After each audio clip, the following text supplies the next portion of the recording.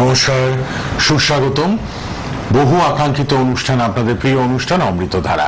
নিয়মিত অনুষ্ঠান দেখছেন আমাদের লাইভ প্রোগ্রাম, সরাসরি ফোন ইন লাইভ। রোববার সন্ধ্যে 7টায় লাইভ অনুষ্ঠান আপনাদের জন্য সোনার বাংলা টিভি চ্যানেলে। ফেসবুক লাইভ, ইউটিউব লাইভ হচ্ছে, এবং পাশাপাশি কিন্তু আপনারা অবশ্যই ফেসবুকে, ইউটিউবে প্রোগ্রামটা থাকবে, দেখতেও পারবেন পরে। সোমবার 7:20 অনুষ্ঠান, মঙ্গলবার সন্ধ্যে 7:20, বুধবার রাত 8:30, বৃহস্পতিবার দুপুর 3:15, শুক্রবার সন্ধ্যে 7:40, শুক্রবার সন্ধ্যে 7:40 এবং শনিবার দুপুর 3:25, রোববার সন্ধ্যে 7টায় আমাদের অনুষ্ঠান লাইভ অমৃতধারা। অনেক কথা, অনেক আলোচনা হবে, অনেক ফটো আমরা দেখাই সংগ্রহ করে, কারণ এমন একজন গুণীমানী পণ্ডিত প্রবর মানুষ, যার নানান সামাজিক কাজকর্মে তিনি লিপ্ত। বিভিন্ন ধর্মীয় আলোচনায়, বিভিন্ন ধর্মীয় প্রতিষ্ঠানে, বিভিন্ন মঠে মন্দিরে তাকে প্রতিনিয়ত ছুটতে হয়। অনেক অনেক দায়বদ্ধতা, অনেক কিছু দায়িত্ব তার ঘাড়ের ওপর রয়েছে। আর অবশ্যই ফোনে আসা শুরু হয়ে গেছে, ফোন নেব একটু পর থেকে, আপনারা সঙ্গে থাকবেন।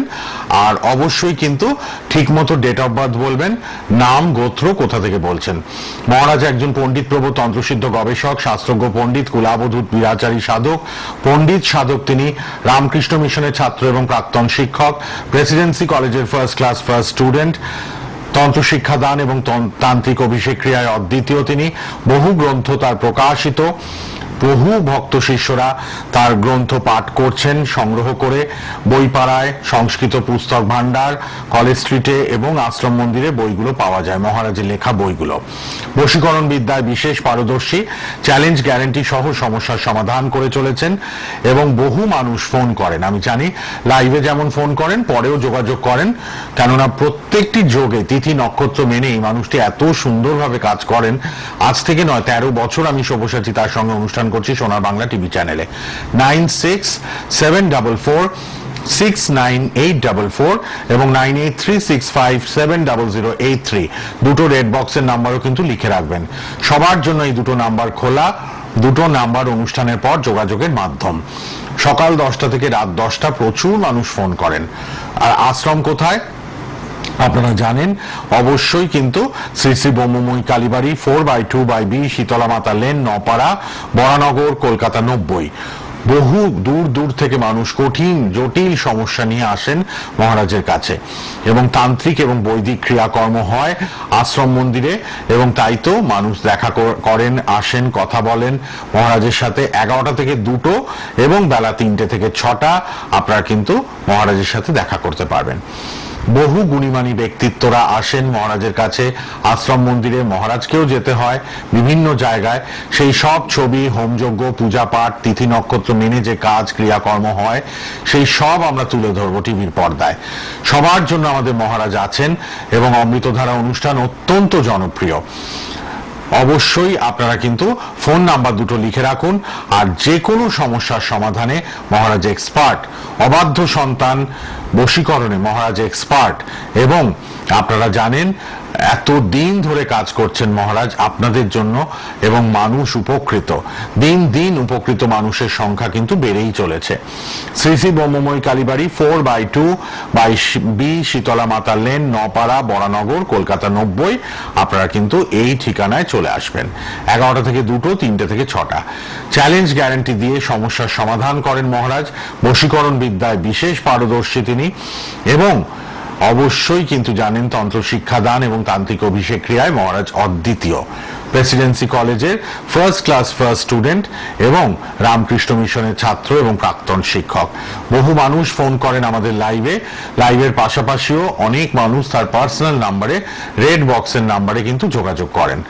9674469844 এবং 9836570083 এই দুটো নাম্বার কিন্তু অবশ্যই মহারাজের নাম্বার।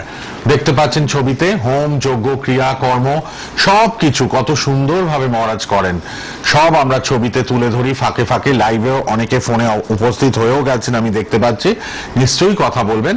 তবে সবার আগে বলি, আপনারা ফোন নাম্বার দুটো কিন্তু লিখে রাখুন, মোবাইল নাম্বার দুটো লিখে নিন, অনুষ্ঠানের পর কথা বলতে পারবেন সবাই। সবার জন্য মোবাইল নাম্বার খোলা। এবার আলাপ করাবো আমাদের মধ্যে উপস্থিত স্বনামধন্য ব্যক্তিত্ব এই জ্যোতিষ ও তন্ত্র জগতে, শ্রীমৎ স্বামী পরমা পরমাত্মা নন্দনাথ ভৈরবগিরি মহারাজ। মহারাজকে নমস্কার জানাই, প্রণাম জানাই, স্বাগত জানাই। সর্বমঙ্গল মঙ্গলে শিবে সর্বার্থ সাধিকে শরণ্যে ত্রম্বকে গৌরী নারায়ণী নমস্তুতে। সামনেই বিশেষ তান্ত্রিক যোগ। আমরা রথযাত্রা উপলক্ষে গুপ্ত নবরাত্রিতে প্রবেশ করতে চলেছি। এই নবরাত্রির ক্ষণ শুরু হবে আগামী 7ই জুলাই থেকে, চলবে 16ই জুলাই পর্যন্ত। প্রতি বছর দুটি প্রকট নবরাত্রি, একটি বাসন্ত, অন্যটি শারদীয়া। একটি বসন্তকালে অন্নপূর্ণা পূজা, বাসন্তী পূজা, রামনবমীর সময়কার নবরাত্রি, অন্যটি শারদীয়া নবরাত্রি, দুর্গাপূজার কালে। এ দুটো আমরা জানি। এই দুটোকে বাদ দিলে আরো 3টি নবরাত্রি হয়, যেগুলোকে বলা হয় গুপ্ত নবরাত্রি। এই গুপ্ত নবরাত্রির অন্যতম নবরাত্রি রথযাত্রা। 9 দিন ব্যাপী রথযাত্রার সময়ে গুপ্ত তান্ত্রিক রাত্রি অনুষ্ঠিত হয় এবং পূর্ণতন্ত্র বিধানে বিভিন্ন সমস্যার সমাধান হয়। নীলাদ্রি মহোদয়, নীলাদ্রি বিজয়, মাদলা পঞ্জি, উড়িষ্যা ক্ষেত্রে যে মূল 3টি বিশেষ গ্রন্থ, যা থেকে পুরীর শ্রীমন্দিরের ক্রিয়াকাণ্ড নির্বাহ হয় এবং উড়িষ্যা মণ্ডলের বিভিন্ন তান্ত্রিকী আচার আচরণ পালন করা হয়, তার মধ্যে কিন্তু এই নবরাত্রির উল্লেখ আছে। এবং যারা বিষ্ণু ভক্ত, বিশেষ করে যারা শ্রীকৃষ্ণ, বিষ্ণু, বৈকুণ্ঠ ইত্যাদির সঙ্গে ওতপ্রোতভাবে জড়িত, তাদের কাছে রথযাত্রা মহোৎসব একটি বিশেষ গুরুত্ব বহন করে। আর সে কারণেই বোধহয় হাজারে হাজারে বৈষ্ণব ভক্তরা এই সময় তাদের প্রাণপ্রিয় ঠাকুরকে নিয়ে যে 9 দিন ব্যাপী রথযাত্রা পালন করেন, তার মধ্যে তারা তাদের সমস্যা সমাধানেরও বিভিন্ন উপায় অবলম্বন করেন। সবচেয়ে মজার কথা, একদিকে যেমন বৈষ্ণব মান্যতা, অন্যদিকে তেমনি শাস্ত্রীয় দিক থেকে শাক্ত মান্যতা বা তান্ত্রিকী পরম্পরায়ও কিন্তু এই সময় বিভিন্ন ক্রিয়াকাণ্ড অনুষ্ঠিত হয়। ব্রহ্মময়ী কালীবাড়িতে এই সময় রথযাত্রা উৎসব চলে এবং তার পাশাপাশি দিনের বেলায় লক্ষ্মী জনার্দন যজ্ঞ, নৃসিংহ যজ্ঞ, এইরকম স্মার্ত বিভিন্ন ক্রিয়া অনুষ্ঠিত হয়। আর রাত্রিতে চলে তান্ত্রিকী ক্রিয়া। দুর্লভ এবং এক অদ্ভুত শাক্ত এবং বৈষ্ণবের মেল বন্ধনের মধ্যে দিয়ে ভারতবর্ষের সনাতন ধর্মের যে ঐক্যের আদর্শ, তাকে তুলে ধরা হয়। বিশেষ করে মানুষের জীবনের নানান কষ্ট, দুঃখ, যন্ত্রণাকে দূর করবার জন্য বহিরঙ্গে বৈষ্ণব আচরণ এবং অন্তরঙ্গে শক্তি সাধন, এর মধ্যে দিয়ে আমরা পালন করি রথযাত্রা উৎসব। শাস্ত্রে আছে, উগ্রতারা সুলোপানি, সুভদ্রা ভুবনেশ্বরী, সাক্ষাৎ জগন্নাথ, দক্ষিণ কালিকা। অর্থাৎ বাইরে আমরা যাকে বলরাম বলে জানি, সুভদ্রা বলে জানি, শ্রীহরি জগন্নাথ বলে জানি, অন্তরের দিক থেকে তারা কিন্তু প্রকৃতপক্ষে কেউ মা তারা, কেউ মা ভুবনেশ্বরী, কেউ মা দক্ষিণা কালিকা। এমনি করে বৈষ্ণব প্রকরণের মধ্যে তান্ত্রিকী বিদ্যা, তান্ত্রিকী অনুসরণ এবং তান্ত্রিকী দশমহাবিদ্যার ভাব অনুস্যূত হয়ে রয়েছে।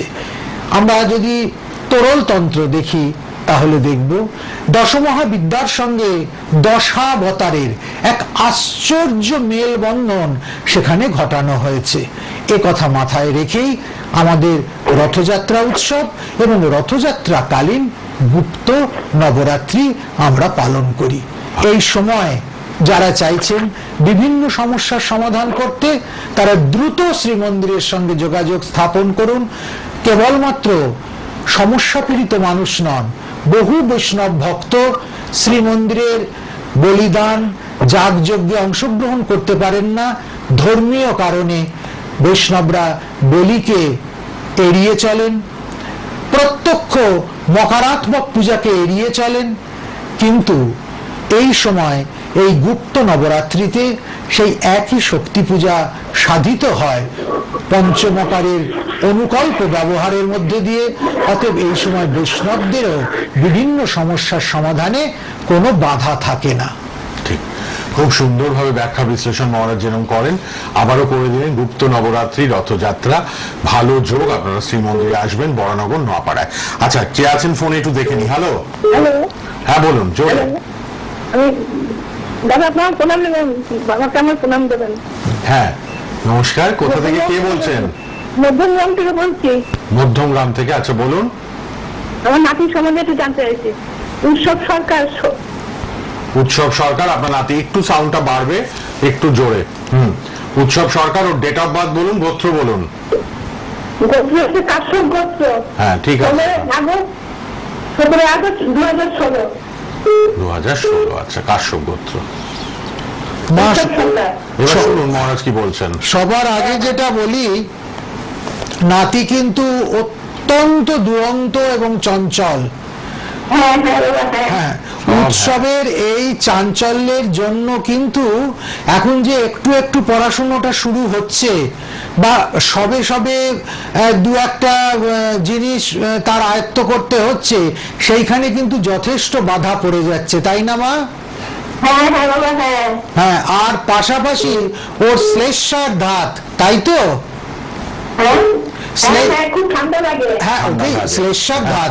হ্যাঁ, এই দুটো থেকে যদি এখনই নাতিকে রক্ষা করা যায় তাহলে কিন্তু মা ভবিষ্যতেও খুব ভালো হবে। পড়াশোনা নিয়ে ভাবতে হবে না, পড়াশোনাটাও ভালো হবে, শরীর স্বাস্থ্য ভালো যাবে। ইমিডিয়েট তোমরা চন্দ্রের প্রতিকার করো। চন্দ্রের কারকতায় মানসিক চাঞ্চল্য, চন্দ্রের কারকতায় বৃদ্ধাস্থানে বাধা আসছে এবং বিভিন্নভাবে কফ, শ্লেষ্মা, এর ধাত, অর্থাৎ মাঝে মাঝেই ঠান্ডা লাগা, মাঝে মাঝে হাঁচি, কাশি, সর্দি এটার মধ্যেও পড়ছে। ইমিডিয়েট তোমরা চন্দ্রের প্রতিকার করো। কিভাবে হতে পারে? এই গুপ্ত নবরাত্রিতে যে রথযাত্রা আসছে, আমরা এতদিন জানি রথযাত্রা মানে হরে কৃষ্ণ হরে রাম, রথযাত্রা মানে পাঁপড় ভাজা, তালপাতার ভেপু তো আজ আর নেই, ফলে সে অনুষঙ্গ আর দিচ্ছি না। রথযাত্রা মানে রাস্তায় রথ টানা। কিন্তু তার পাশাপাশি আমাদের জীবনের অনেক সমস্যা সমাধানও যে এই রথযাত্রার সময় এই গুপ্ত নবরাত্রির 9টা রাত্রিতে হতে পারে, সে বিষয়েও কিন্তু আমাদের একটু সতর্ক থাকতে হবে, তারও লাভ নিতে হবে। আনন্দ এবং ভজনের পাশাপাশি আমাদের জীবনের দুঃখগুলো যেন দূর হয়ে যায়, সেই বিষয়েও সতর্ক থাকতে হবে। মা, আমি তো সেই কথাটাই বলছি, সেই বিষয়টাই বলছি। প্রতিকার প্রতিবিধান করাতেই হবে। আপনি লাল বক্সের নাম্বারে অনুষ্ঠানের পর কথা বলে নিন, ঠিক আছে?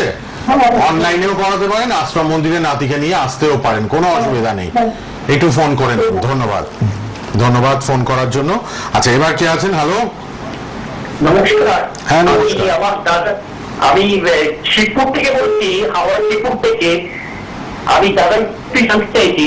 দাদার নাম, ডেট অফ বার্থ, গোত্রটা বলুন মহারাজকে। সঞ্জীব দে, 14/3/1975, কাশ্যপ গোত্র।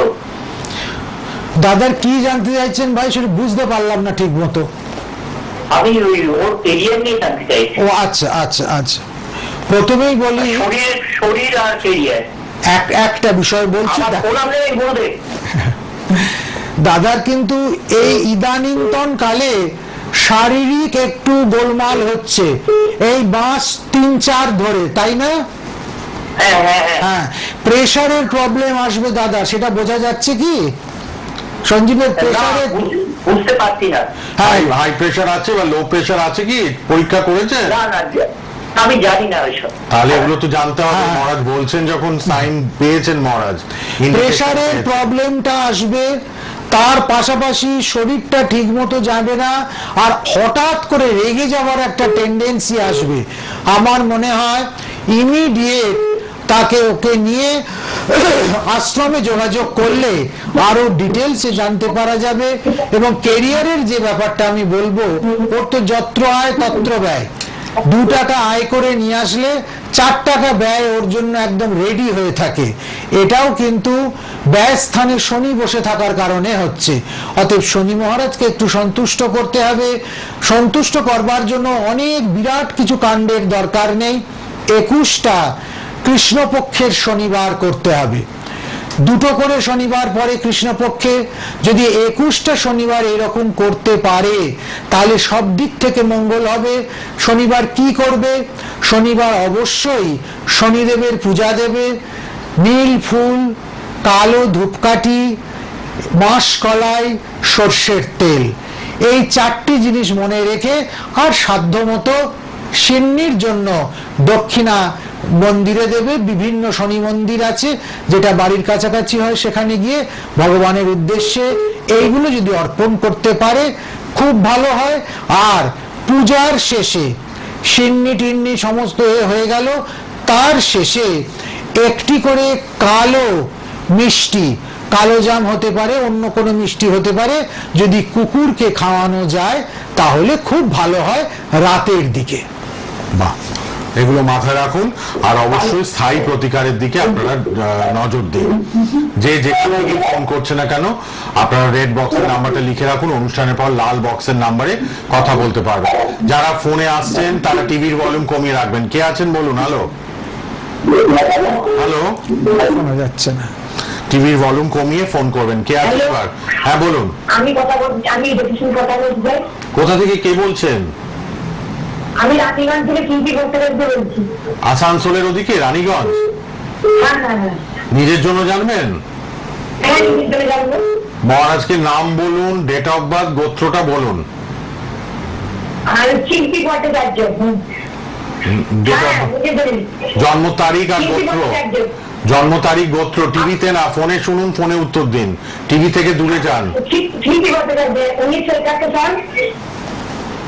হ্যাঁ, তারপর তারিখ মাস বলুন। 1971 সাল আর ইংরেজি 1971 সাল আর বুঝলেন, বাংলা বলতে আসা জুন মাসে হয়েছি। গোত্র কি আপনার? গোত্র এখন সবার আগে যেটা বলি, তোমার মানসিক স্থিরতা।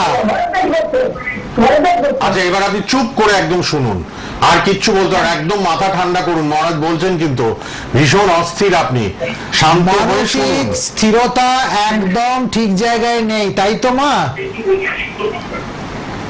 মনটা একদম স্থির নয়, তাই তো? হ্যাঁ, তুমি কিছুই বুঝছো না, শুনছো না। আপনি ফোন রেখে টিভিতেই শুনুন। হ্যাঁ। মহারাজ যা দেখতে পাচ্ছেন বলে দিচ্ছেন।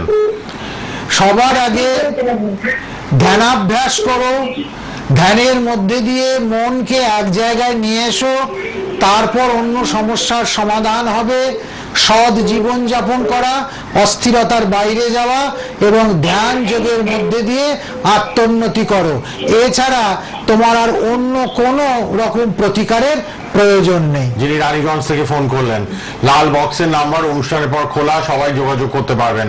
সামনে গুপ্ত নবরাত্রি, রথযাত্রা, আপনারা এই যোগে ক্রিয়াকর্ম করাতে পারবেন। কে আছেন বলুন। হ্যালো, কোথা থেকে? রায়গঞ্জ। হ্যাঁ, রায়গঞ্জ থেকে। কার জন্য? আমার জন্য। তাহলে আপনার নাম, ডেট অফ বার্থ, গোত্র মহারাজকে বলুন। বিমল পাল, 772।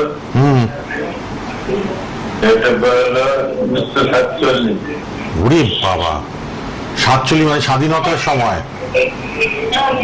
77 বছর। 77 সালে, 47 সালে জন্ম? না না, 72 ভুলে গেছে। ও 72, তাহলে 52 বছর আপনার।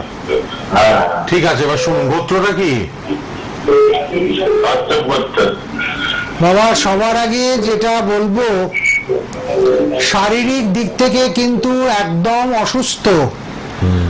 মহামৃত্যুঞ্জয় জপ মহামৃত্যুঞ্জয় কবচ ধারণ করতে হবে। শরীরটা যে ঠিক যাচ্ছে না সেটা বোঝা যায়। টিভিতে শুনতে এখানে লাইনটাও হয়ে গেছে।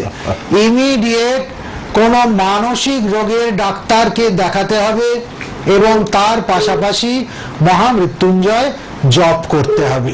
এই দুটি করলে সব দিক থেকে ভালো হবে। উপকৃত হবেন যিনি রায়গঞ্জ থেকে ফোন করলেন। মহারাজের পার্সোনাল নাম্বার আমরা রেড বক্সে দিয়েছি, অনলাইন বা যারা আশ্রম মন্দিরে আসবেন তারা যোগাযোগ করবেন সবাই অনুষ্ঠানের পর। বলুন এবার কে আছেন?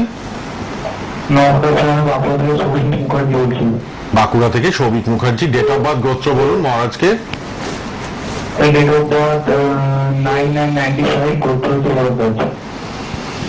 আচ্ছা শুনুন এবার মহারাজ বলবেন। বাবা, কেরিয়ারটা নিয়ে ভীষণ দুশ্চিন্তার মধ্যে আছো তাই না? রবি শুক্র যোগ হওয়াতে দারিদ্র যোগ হচ্ছে এবং এর দরুন কি হচ্ছে, একদম ভালো ভালো সুযোগগুলো মুখের কাছে এসেও হাতছাড়া হয়ে যাচ্ছে এবং সেটা ভীষণ ভাবে ডিপ্রেসড করে দিচ্ছে, তাই তো বাবা? এটা থেকে বেরোতে গেলে অবশ্যই কর্মশ্রী যন্ত্রম তোমায় ধারণ করতে হবে।